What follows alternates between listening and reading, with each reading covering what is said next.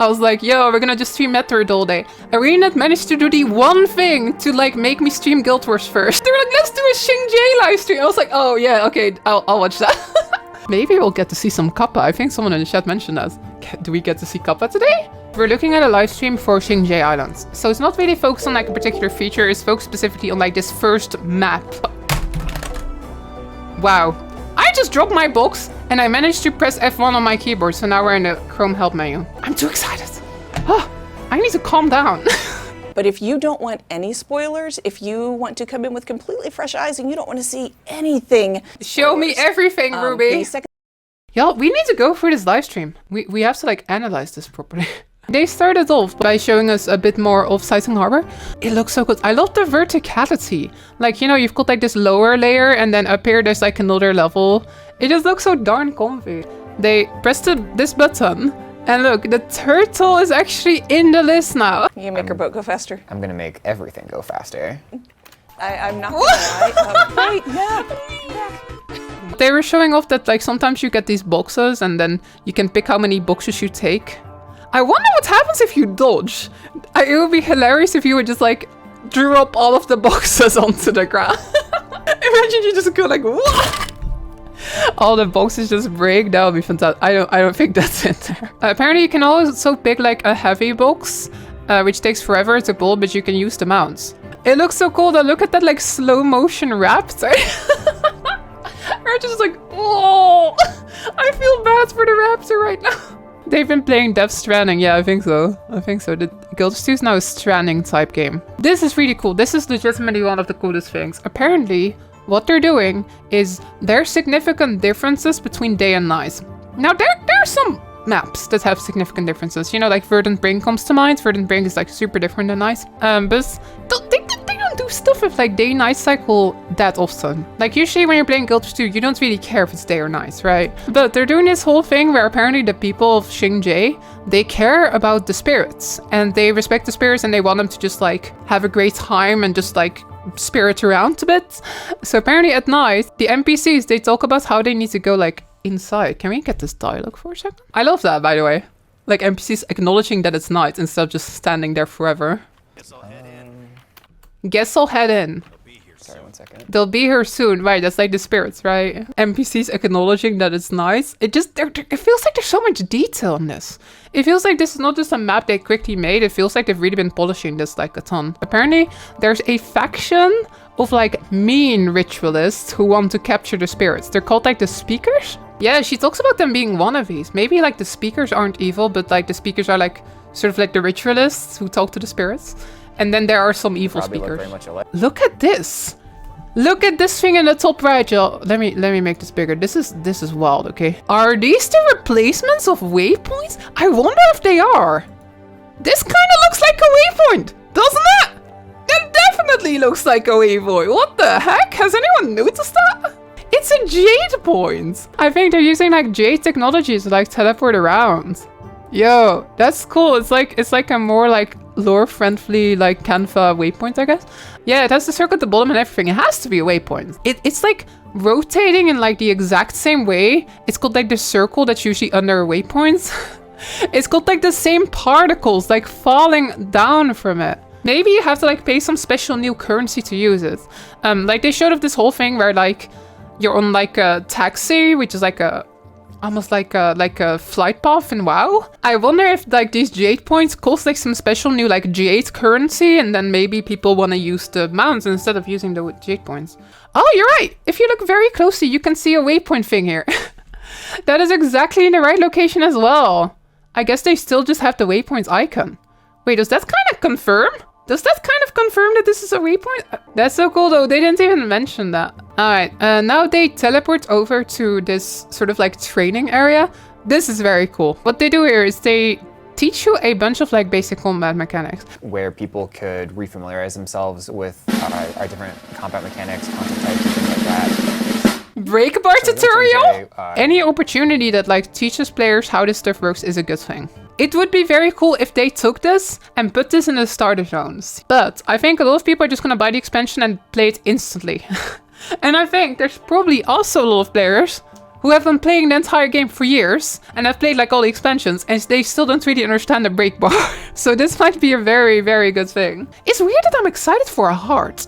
As Jan first says, it feels a bit like they're preparing for the Steam release. It does a bit, doesn't it? Like with Dark Souls 11 and stuff as well. Now they've also got a bit of a jumping puzzle here, which is cool. It's not a huge jumping puzzle, but I hope that there will be some huge jumping puzzles. Now one cool thing that's in there is this first jump. This one requires you to glide. And apparently they're just straight up giving gliders to everyone who has End of Dragons. I think that is great, because I don't want this expansion to just feel limited, right? I don't want the designers to go like, oh no, we can't do this because players don't have gliders. My guess is that you cannot get the masteries. You know, like the infinite gliding and the leading and stuff. Okay, they showed us this like training area where you just go to like fight enemies, and if you die, you get teleported out of it. What I find really amazing though is just the way this place looks. I love like all the lanterns. There's like some benches that you can probably like sit at. There is dialogue at the end of this event. Did we miss that? That was just a warm up. Get yourself ready for round 2. The Everblades won't hold back, so neither will I. Oh! They seem to be like fighting the Everblades. I'm not sure if they're like in a full-on all-out war, but you know, they could just be like the bandits that are roaming the countryside. That is very cool. We saw this one of these like little spots with like raptors already. We thought it was a mount rental. It's more than that. It is a taxi where you can like get a mount that takes you somewhere. It's almost like a flight path in WoW. You can also take control of the raptor though, but oh my gosh, look at this. We can choose where we want to go. We can go to the monastery, to the harbor, which it's like Sighting Harbor, but I guess they just called it the harbor. Zendaijun, and the Eastern Wilds. This to me is like incredibly exciting. Let me just pull up the map of Shing Jea in Guild Wars 1 real quick. My guess is that the map is gonna be the eastern bits. I hope that there will be the western bits as well though. Like Sunquaville would be very cool. They get on this like almost like flight path and it just like takes you there. Now what I want someone to do, I want someone to piece together all like mini map frames so that we get like kind of an idea of what like this part of Shing Jea looks like. Now apparently you can also like control how fast the raptor goes. You can also take control of it yourself. And then it's basically like a raptor rental. I wonder where exactly this is right now. Someone pointed out that there's a lot of bamboo. There is bamboo like everywhere, but I think it looks fantastic. Yo, you know what I find so cool? On this bridge, down here, there's probably like water. Like there's like a whole extra dimension to this map. They didn't really show a lot of skiff stuff during the stream, but there's like all these like little waterways on this map as well. It looks so pretty. I think some people rightfully pointed out that this like dock place over here, so that specific dock is this dock over here. Which would make a lot of sense because it's like right next to Zendaijun, right? So my guess is that the temple we saw is Zendaijun, and then the raptor goes like here, and then this is like where we're standing right now. Regardless though, it looks very cozy, it looks very comfy. Alright, we noticed this little thing. There's like a tiny portal here.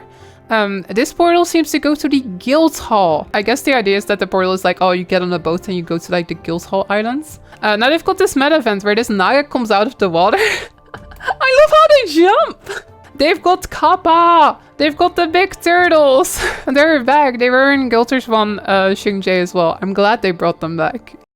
Oh, there's a Kappa! There's a Kappa! They look so good! Naga have also incorporated, oh no. They've incorporated forced map transfers. Basically. They go a bit south. Now this is kind of interesting. Like, where do they go now? I believe that's actually an area we have never been to in Guild Wars 1.